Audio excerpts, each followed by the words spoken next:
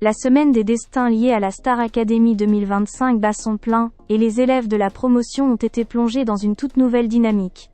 Cette phase spéciale des évaluations en binôme promet des performances inédites, où chaque duo devra se surpasser pour éviter la nomination et, surtout, briller devant le jury. Pour cette semaine, Michael Goldman a instauré une règle surprenante. Les évaluations se dérouleront en binôme, et les deux moins performants seront directement nominés pour le prochain prime. Un vrai challenge pour les 12 académiciens encore en lice, qui doivent à la fois gérer la pression, leur répétition, et la cohabitation dans le château. Ce matin, la salle de danse a résonné au rythme des pas de Jonathan Jeanvrin. Le professeur emblématique a accompagné les élèves pour préparer la partie, 30 secondes d'improvisation de leur duo. Le cours intense et exigeant a permis à chaque participant de travailler à la fois la coordination, l'expression corporelle, et la synchronisation avec leur partenaire. Chaque duo a dû s'adapter à son coéquipier, parfois très différent dans son style de danse ou son approche de la scène, pour que la performance finale soit fluide et impactante.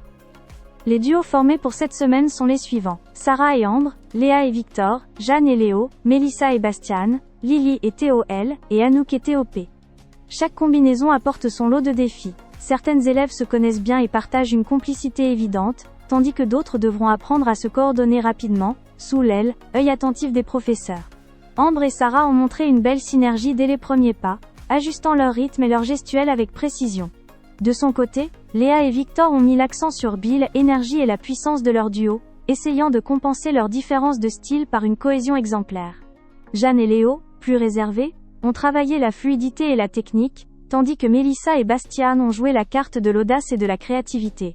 Lily et TOL, quant à eux, ont fait preuve d'une grande complicité, mais devront maintenir la concentration pour ne pas perdre de points. Enfin, Anouk et TOP ont misé sur l'émotion et la musicalité pour séduire le jury. Les répétitions ont aussi été l'occasion de voir les stratégies se dessiner.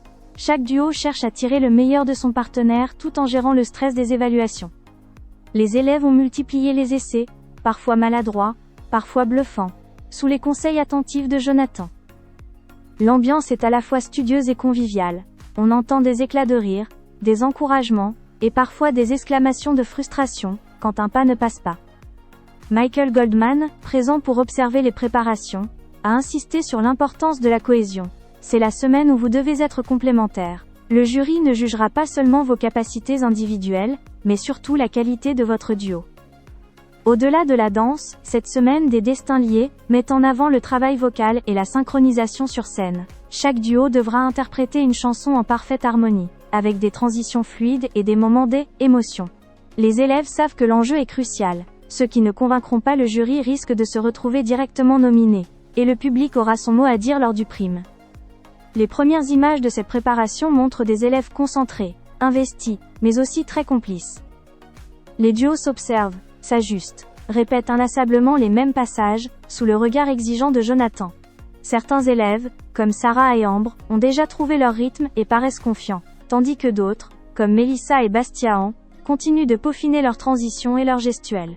Le château vibre d'une énergie nouvelle, et chacun mesure l'importance de ces répétitions. La moindre erreur peut coûter cher.